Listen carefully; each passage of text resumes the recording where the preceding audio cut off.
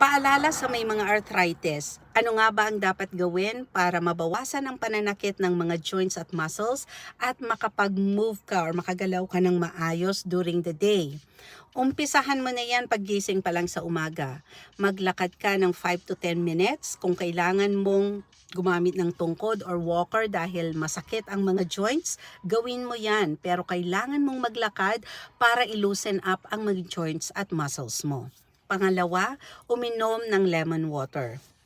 Isang basong maligamgam na tubig, squeezean mo ng konting lemon juice at yan, pababain niya yung acidity ng katawan natin at makakatulong yan para hindi mag-inflame ang mga joints. Pwede mong inumin yan kahit empty or walang laman ang tiyan. Pangatlo, yung choice of breakfast mo. Ano nga ba ang kakainin mo sa umaga? Ito na lang. Iwasan ang mamantika, iwasan ang canned goods, iwasan ang processed foods, iwasan ang sobrang alat at sobrang tamis. Kung ano ang natira doon, yon ang kainin mo. At panghuli, kung ikaw ay nakaupo palagi during the day, kailangan mong tumayo every 30 minutes para hindi mag-lock up ang mga joints mo. O ayan, pakishare na para makatulong sa mga may arthritis.